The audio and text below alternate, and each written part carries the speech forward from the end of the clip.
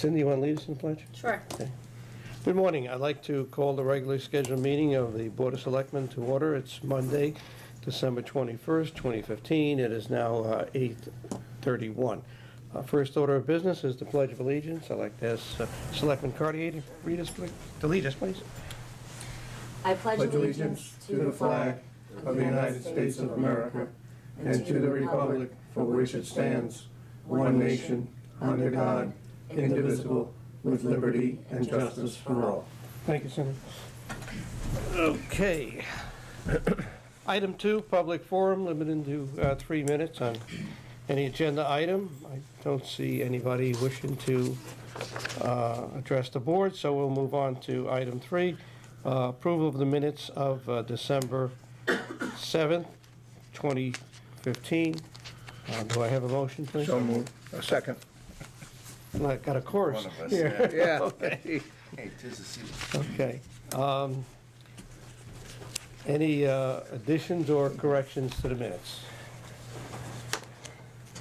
Any? No. You have any, Garrett? I have none. Okay. All right. Sorry about that. That's all right. A little traffic out there. See none? All those in favor of the motion? Aye. Aye. Okay.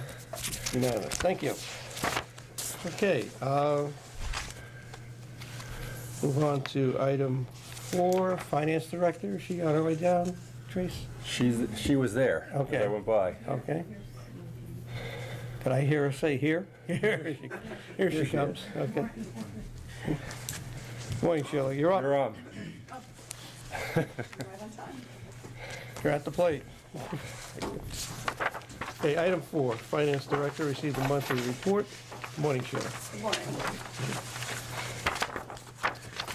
I don't have to call on you, Gary, for, I think I have it on my, all right. So, we have our reports through November 30th.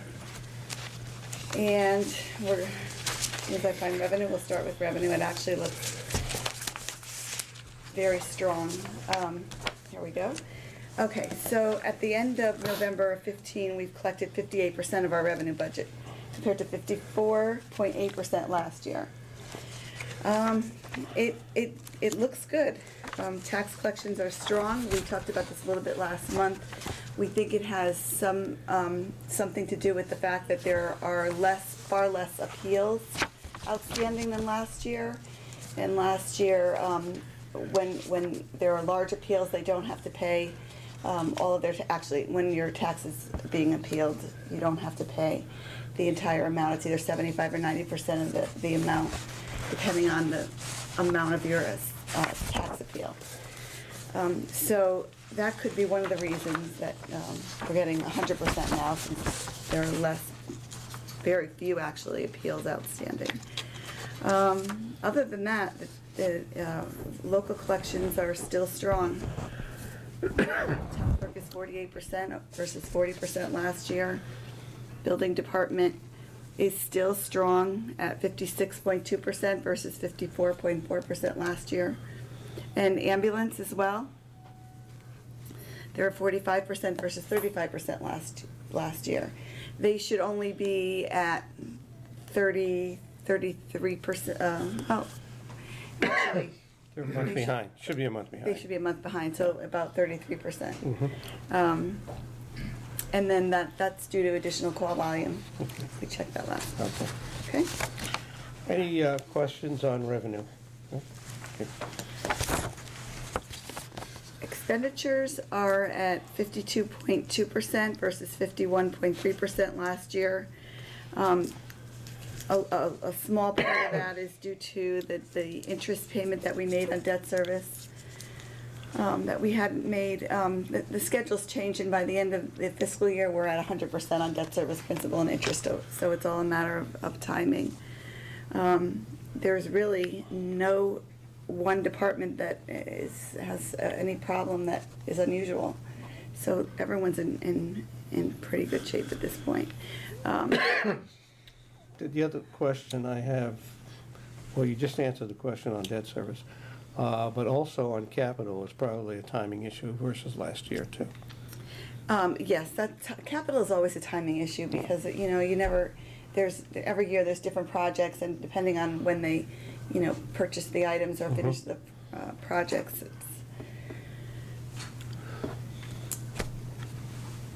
Okay. Do you have any questions on? That's the only question, comment I had. Anybody else have anything on? No?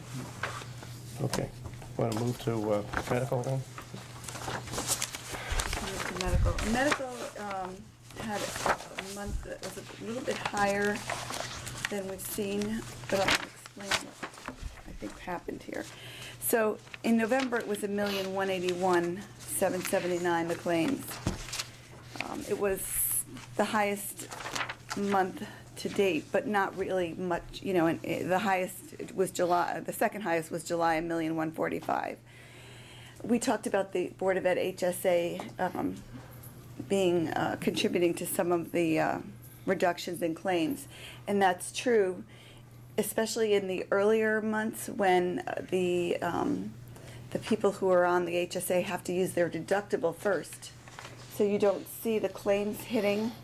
Now is about the time where these individuals may have hit their deductible, and now we're actually seeing the real claim hit the town's books, and so I think that's what you're seeing here. But it's not a really awful number, so I think that we're still fine, and we're still projecting a $702,000 surplus for the year. Any questions, comments?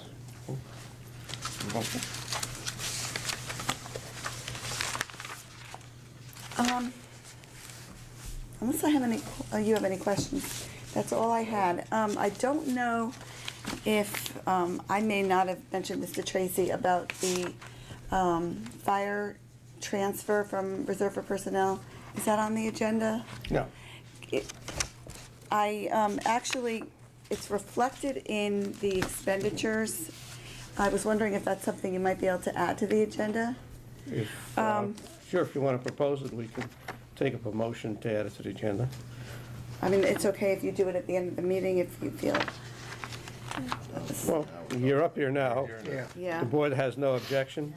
Okay, we can do that. Second. Okay, all those in favor? Aye. Okay. What do you have for us, Sheila? Well, the fire department's contract was settled in September, and we've, all discussed that. But what I needed to do is to record the transfer from reserve for personnel.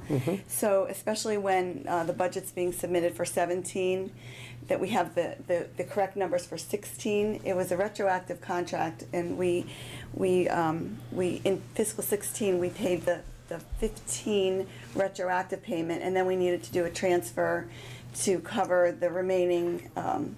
The amount that would be from the time we made the retro payment till June 30th.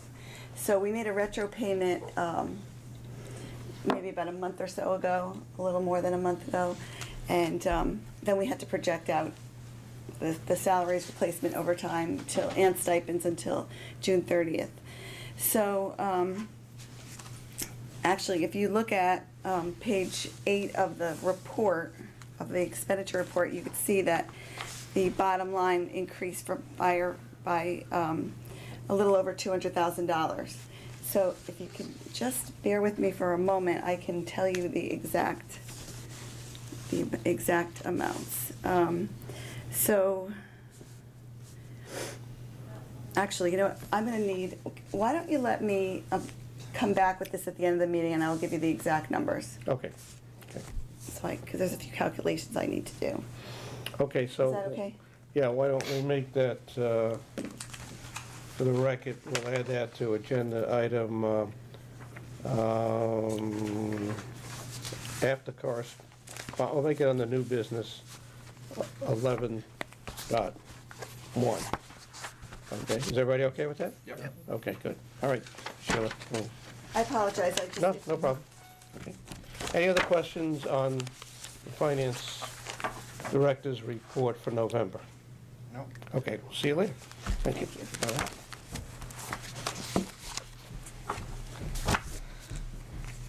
Okay, item 5, Veterans Advisory Committee, Ted Arp. Ted, good morning. How you doing? Let's receive an update on the Veterans Advisory Sure. Committee. Morning. Hi. Good morning. Hi. As you know, this was an initiative from Linda Schwartz, who was our Commissioner of Veteran Affairs. That was her last act in office. And out of the 169 towns in Connecticut, we have about 130 signed up with this advisory committee, or they have a paid veterans advisor in a town hall. I know of a few up in Wallingford and Meriden split somebody for that position, but anyhow, we what I've done is I've brought in some people to train us, and over the course of the first 6 or 7 months, we've had 4 or 5 different people come in to show us some of the skills and some of the programs that are available. Department of Veteran Affairs, the fellow Tom Scafano came down and he spent an evening with us, and I have a friend out at the sub base, Andy Mallory, came here, and then I have a crisis outreach counselor who also came in to discuss things with us. And our meetings are open to the public, as you know, and we're on a bi-monthly setup right now. We seem to find that that's sufficient because all of us are working on veteran activities. I sit on a state coalition that meets in Middletown monthly, and I think it's a valuable tool for our different communities. And also in the process of setting this up, Brantford didn't even know they were required to do it, and neither did West Haven. So Brantford's all set up now. I got them going, and West Haven I'm in the process, because what I'd like to do is form a small coalition for the shoreline because of our commonality of lifestyle. And what we are doing is we're strictly an advisory committee, and one of the things that we're working on at the state coalition is to get resources. And one thing that we need to do is to arm our first responders with military resources for our military people, so they're not treated like criminals when they have PTSD issues and things like that. We're going to make every effort possible to, direct them that way. Sometimes it's not possible, but at least we have the resources to do that. And we're providing no service at all. We're not armed for that. We're not educated for that. So I want to emphasize that we will pass on the information. And that's one thing we're doing with the state. We're putting together that resource, and then of course each geographic area will have a few different resources that are not available through the state. So we hope to arm the ambulance, the fire department, and the police department with these, so if they get an incident, they have alternative vendors to direct their client to. I want to remind the public that this committee was set up by ordinance and is a joint committee with the town of Madison. Correct. We chose to have a regional or joint committee with the town of Madison, and it is set up on the state statute, which Ted has alluded to. We either had to have a committee or a paid advisor, and it's been in operation now for about 2 years. Correct me if I'm wrong. About a year and a half, I think. Okay. Approximately, because we met monthly until the balance of the first year was up, whatever that was. We might have started in May or June. Yeah, I think it was. Yeah, something like that. Yeah. Because I just did an attendance sheet for our gal at the Madison Town Hall, and there was only a few months there. One question I have is how can we, I'm referring to Guilford now, how can we help the vets? I mean, what information can we provide so you can help the vets? Okay, one thing that I wanted to talk to you about was the town clerk in Madison has my name, cell phone number, email address, and if somebody calls the town clerk looking for information, they'll get that and send it to me immediately, and then I can return the phone call or the email or whatever. And I would suggest that would be the avenue here. You have Larry Santa Maria is on the committee. Yep. And Margie Schultz and Ron Vedraney. Those are your 3 people. Right. And they do a nice job. I think we have a good balance with the 6 people that we have. Right. But I think that's important, and I think also I don't have a problem if you know, none of them are available to resource, I'll be a resource to. Because we'd like to be able to disseminate the information that they need in a timely manner, and that's been the big problem with the VA healthcare system. And also, one fact that doesn't show quite evidently is that if you're not hooked up to a VFW and the American Legion or the VA healthcare system, you kind of fall beneath the cracks. And there's a lot of people that have served that are not involved with any of those organizations, so therefore they don't know about any of the resources. And the commonality of the problems that we run into is people don't know what the benefits are available to them and how to initiate them. And that seems to be the ongoing. You'll read it in every newspaper, and it's a problem because the budget for the VA healthcare system constantly gets cut, and we're still on Operation New Dawn, which we have returning troops home, so we have more people to deal with and less people to deal with them. So it's something, you know, I think, you know, I'm at the VA a couple days a week, and I think you'll find that they do an admirable job there. And the place is clean. It's not what we used to find with Walter Reed in the 60s. It's nothing like that at all. Yeah, I think that if we hear any criticism, and Carl can back me up, we have two vets right here, is that we don't have enough information getting out there to the vets. So if there's any way that we can disseminate more information of what's available in the way of services, okay? We have a small column that we put in the paper every month to let people, remind people that this committee exists. What paper is that? The Shoreline paper. One of my gals, Mary Molitor, does it for the Shoreline one. I guess the one Shoreline they Times. Oh, that's put in your mailbox. Okay. Oh, yeah, that's The free one, Courier. yeah. Yeah, so that gets out, and you know we're going to probably I would think put out a news flashes of things that have changed in the system that people might be interested in as well. And I do a fair amount of public TV appearances for some of the other committees that I'm on, and I think if we were able to hook up to the cable TV, if you could make a connection for us, I'd be happy to. we could, you know, disseminate a lot of information that way. I think you have to have a lot of different varieties of exposure in order to get to everybody. Not everybody reads the paper, not everybody watches TV. That's true. But I think, you know, if the repetitiousness will definitely help. Anything that you want us to publish, we being the town of Guilford, on our website, just contact me or Tracy Brinkman, who's our information I figured specialist. Larry would take the lead, you know, to go through him, seeing that. Now our town clerk gave us, we has for the list of all the veterans in Madison, and we have that. And I think we don't have yours because it's. John Hensington worked on a project with our HR director sitting in the back row there about a year and a half ago, and put quite an extensive list together. So we do have a list of. Is he the gentleman who goes to Florida half the year? Yeah. Okay. He contacted our town clerk, and then I invited him to a meeting, and we gave him the whole, the floor and an open discussion. He talked about the work that he's doing versus the work that we're doing, and he didn't quite understand that we're an advisory committee.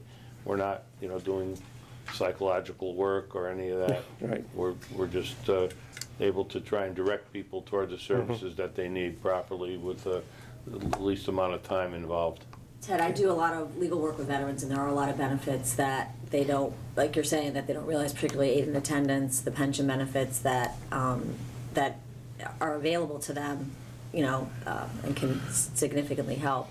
So I would appreciate if you could leave, as somebody in the office could leave your contact information, because Yeah, we have it. We have some exciting things going on. We have some pro bono lawyers that are helping with foreclosures, and there's a lot of the financial institutions are not being very nice when people are deployed and they're foreclosing on their houses, things of that nature. And the educational coefficient.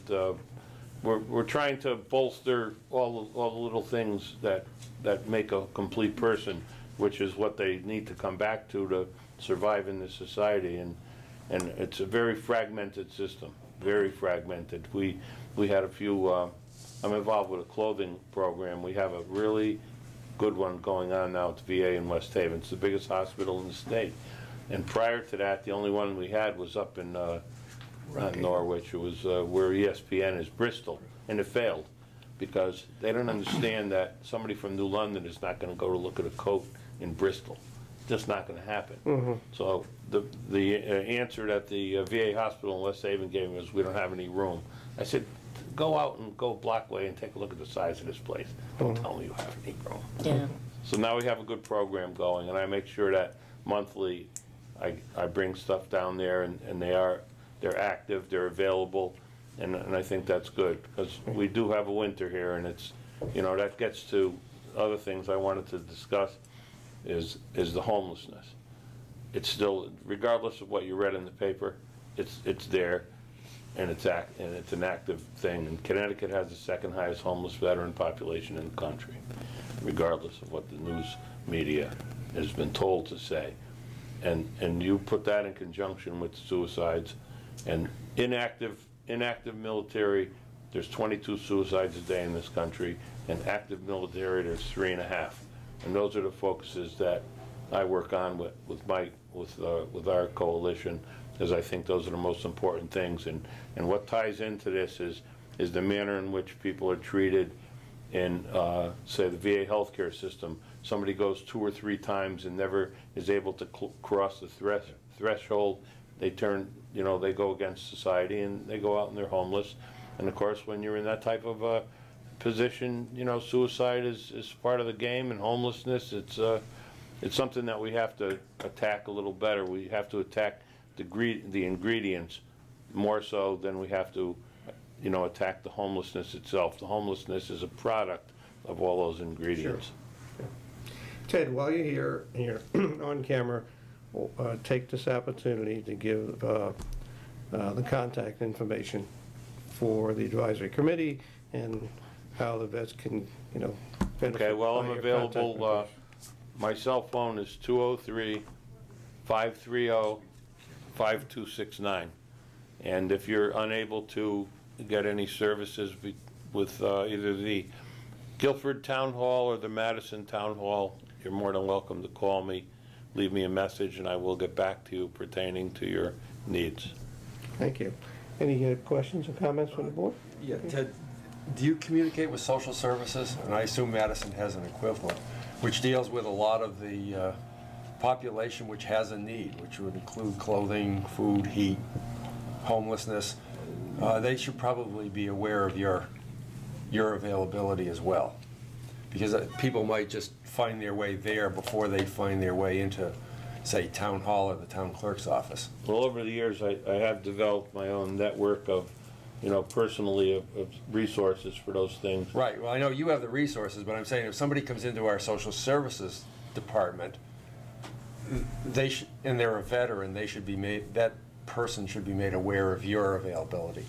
So you might want to try and communicate with Guilford Social Services and whatever the equivalent is in Madison, because they're probably better equipped than, say, a town clerk would be to make a proper referral. Yeah, we'll also make sure our social services has all your contact information. When we put our emergency list together, all those departments, that'll be your discretion of which of your departments you want to give that to. For the, you know, suicide hotline, and we have a suicide hotline for all the different branches, plus the, you know, basic one from VA healthcare system. And we're happy to do that. Okay, great. Thank you for coming down. Good job. You're welcome. Appreciate it. Thank you. Thank you, Ted. Thank you. Merry Christmas. You too. Christmas. Okay. Item 6, Dock Master, Rod McClellan. And consider and take possible action to award a contract for the replacement and landings at the marina. Good morning, Rod. How you doing? Good morning. Hello, Rod. Hello. The landings at the marina are made out of wood. It's possible they are original from the 1980s. They've been patched back together many times, They're in the process of falling apart. So we went out and got 3 proposals for replacing them. And the Marina Commission picked the lowest price proposal from BB Dock and Mooring. And that would be paid for completely out of the Marina funds. Do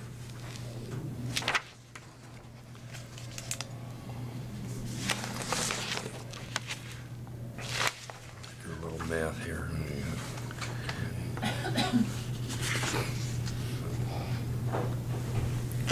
What is option 2?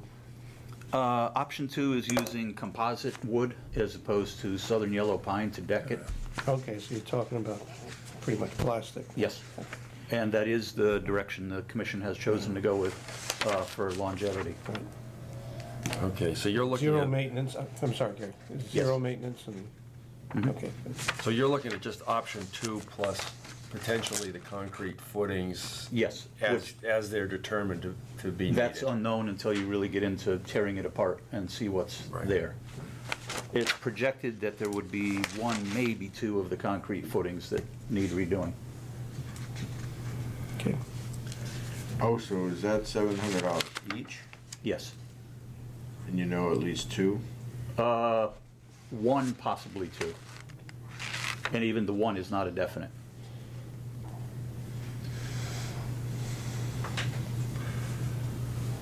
I would move that we go forward and award the contract for $15,350 for option 2 to BB Dock and Mooring Systems, and with the addition of $700 for whichever concrete footings need to be replaced. Second. We want to add to be dispersed from the Marina Commission funds. Right. Okay. Motion made, seconded. Okay, any discussion on the motion? Okay, seeing none, I'll call for a vote. All those in favor? Aye. Aye, motion passes. Thank you, Rick. Thank you. Okay. This will be done and ready for the spring season? Yes. Even the concrete, will they be able to get that in place? Yes. Good. Especially with this weather. Well, yeah, if you do it right away. Sure. The town engineer who's next says we're going to have this weather all winter long, so. Is that right, Mr. Portman? I'm sorry, I didn't hear what you said. No, of course not. You're mumbling again. Town engineer Jim Portley discuss and take possible action on the purchase of a 2016 Chevy Silverado pickup. Good morning. Good morning. Good morning. The state's contract, I forgot to add that, I'm Yes. sorry. Yeah, okay. Last month, Board of Selectmen voted to award one of 2 trucks that were in this year's budget, and this is the second truck. It was previously the truck had been spec'd as to be a truck that will be used for potentially for plowing in the future.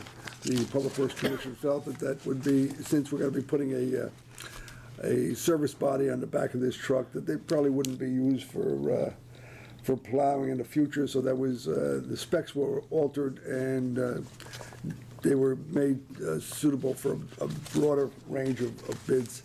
The low bid at this point in time is for a 2016 Chevy Silverado. It was quoted under the state contract at $40,181.60. It meets all of our specifications. It was approved by the Public Works Commission last Thursday. So it is recommended the Board of Selectmen approve the purchase of the 2016 Chevy Silverado.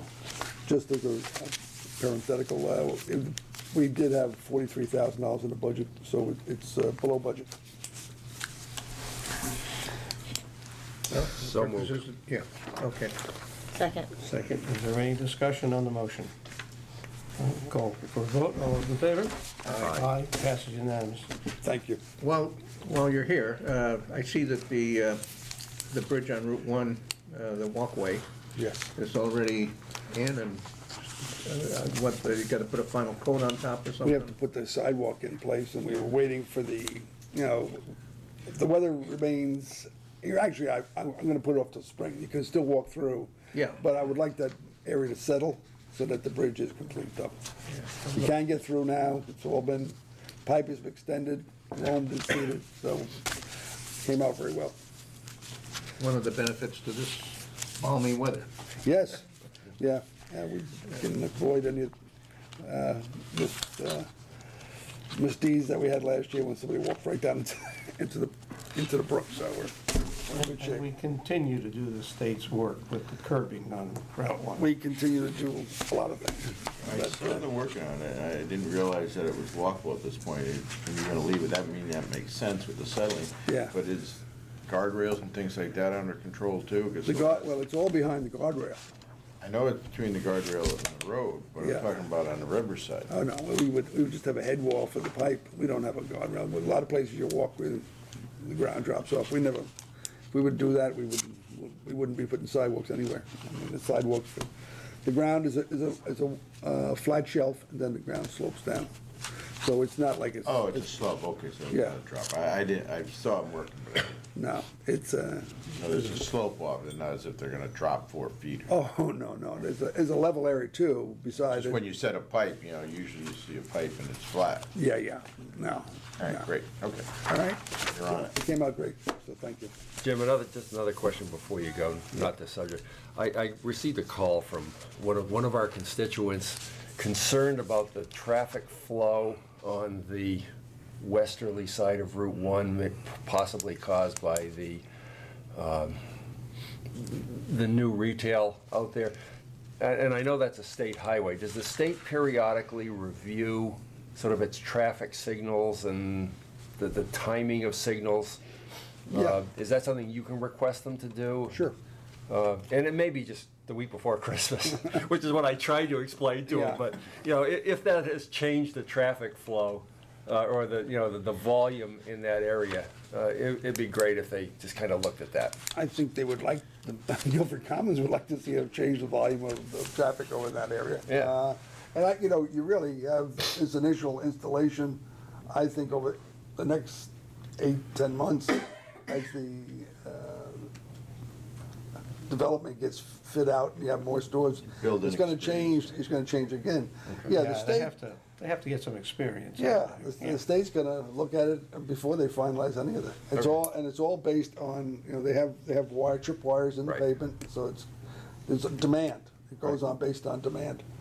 Beyond there's not another light until you get, No, I think it's to Branford. Branford. I think it's from the development back towards town. So it's where exit it 57, yeah, because the next one's. Yeah, well, maybe as far as River Street or whatever, that whole Yeah, process. the minute anything happens on the turnpike, it does bother me, but that's been going on. Yeah. So anyway, so you're saying Yes, they once say- it's a little fuller, they'll review that, you can get them to review that? And if people have if it's ongoing past, I would say past September, October next year, contact us. We'll be glad to contact the state. I mean, sometimes people get busy and they don't go back and do it depending on what's going on at other places. But the state's been fairly responsive anytime we've asked them to look at something like that. Okay. It's really just change a computer or something like that. That's pretty straightforward. Good. Okay, thank you, Jane. Thank you. Merry Christmas to all. You too. Very good. Item 8, request for the use of town property. We have I would 1 move, and 8-2. I would move that we approve the 2 signs as listed in the agenda. I think you want one. All made, seconded. All those in favor? Aye. Correspondence is item 9, building officials monthly report and the public works monthly report. I've got to say, I don't like the new building officials report. Used to have all the names, and you could find out, you get, rather than a number of X, building permit fee, $442,840, you found out what people were Not as doing. interesting. Well, you'd find out, whether you were doing generators, whether people were doing solar systems, whether people were doing large additions and so on.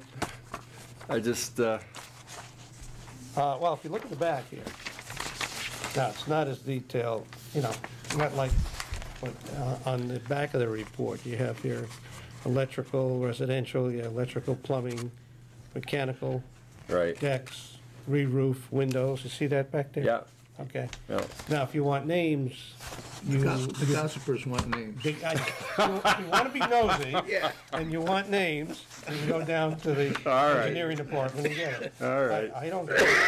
As long as my neighbors get approved building permits, I don't care what they do.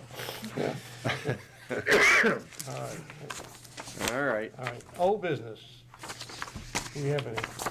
No, I don't think so. All right, new business, we have the finance director under the motion that we passed earlier Okay, to move some money around. thank you very much. Did a quick spreadsheet for you. Oh, good, more paper. Oh, I know. Oh, All right, where my agenda go? Good enough? Okay, so basically, I'm asking that you recommend to the Board of Finance that we transfer $81,629.82 from reserve for personnel for the fiscal 15 retro payment that was made in fiscal 16, and then $145,000 for the fiscal 16 increases that we are projecting for the fire department, and that would total $226,629.82. It's in the areas of full-time, overtime, stipends, and replacement. Full-time is pretty much, we understand what the increases are, and replacement and overtime are estimates for fiscal 16. And this is due to the negotiated contract that covers what years, Mitch? I forgot. Well, it's 3 years, 3-year total. Okay. Going back last year, which 15, 16, 17. Right. Okay. and then next year. Yeah, that would be 17. Yeah, okay. Okay. do I have would move we approve the motion? transfers as the finance director has laid them out in this memo. Okay. Second. Second. Any discussion on the motion on the floor? Not? All those in favor? Aye. Okay, so you present this to the Board of Finance tonight, then? Yes. Okay. All right, motion passes. Thank you. Okay, thank you. All right. Should we talk about This was the here. now? Yep, okay. okay. Selectman Ballas thank Tracy you. has the floor? At the last Board of Education meeting,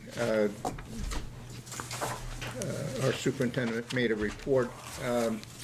Some of us have been working for about 2 years now to consider going back to a school schedule where we would have school on Veterans Day and dedicate part of that day to recognizing the services of our military, or discuss American history in light of all of that service over years that our veterans have given us. Dr. Freeman came to the last American Legion meeting and made a presentation. And at the end of the meeting, the American Legion voted unanimously, and they had a pretty good turnout at that meeting, to support the idea of school on Veterans Day. This year, at the high school, the Friday before Veterans Day, there were a panel of veterans, some on active duty, some retired, who came to the high school and spoke to different classes throughout the day about their service, about the different services that military personnel give, and we encourage the students to ask questions. It turned out to be a very, I think, productive time. It certainly is an educational moment, and it's, in my way of thinking, it's a much better idea to have this day dedicated in an age-appropriate way to military service, rather than the students just having the day off and not really understanding why. So the Board of Ed has voted to do this. It also would allow that school not be held on Election Day, which would certainly make it easier for our registrars and the people that are running the elections. So this will be on the hopefully on the schedule for next year's school year. I should say that at least 50% of the schools in Connecticut are in this mode of having school on Veterans Day, and approximately 50% are not. They have the day off. But I think this is a good move. I think it'll be a good educational moment for all of our kids. I agree, Carl. I think that what you said is true, because I know I have cousins and nephews and nieces in the surrounding towns that now they understand more what the day is about. Before they would just have it off like, ooh, school day off. So I think it's a good decision by the board. Okay. And, okay, go ahead. Good. Oh, you have something else you want to bring to our attention? Oh, it's the season. This book, Holiday Tales, Christmas in the Adirondacks, by a man named Murray. William Henry Harrison Adirondack Murray was born in Guilford in the 1850s. He went to Yale, was an ordained minister, and then he became an orator and published several books. This is one of his most famous, although he's not that well known. But he lived up on Norton Town Road in the Murray Homestead, and he actually is buried there. There's a very small cemetery. But this particular story ends with a very notable quote. And in this book, he actually wrote it in his own handwriting and whatnot, but the end of the poem reads, "As years go on and heads get gray, how fast the guests do go. Touch hands with those that stay, strong hands to weak, old hands to young, around the Christmas board, touch hands." And he signed it W.H.H. Murray. His family still lives in Guilford. Bob Workett, his grandson, was our state rep for many years when I was growing up. But the library has these books, of course on reserve. You'd have to go there and read them in the library. But it's a great holiday tale. Takes place in the Adirondacks, of course. But I just wanted to read that and wish you all Merry Christmas and a Happy New Year. Good, great. And to our audience. Okay. Before we close, is there a public forum limited to 3 minutes on any topic? Anybody wishing to address the board? Nope, I don't see any. Good. Okay, before we adjourn, I want to wish everyone a very Merry Christmas, a very happy, healthy, and prosperous New Year. And the next meeting we'll have will be in 2016. So, seeing no further business, I'll call for a motion to adjourn. So moved. Do I have a second? Okay, all those in favor? Aye. Aye. Thank you, everybody. Have a good holiday.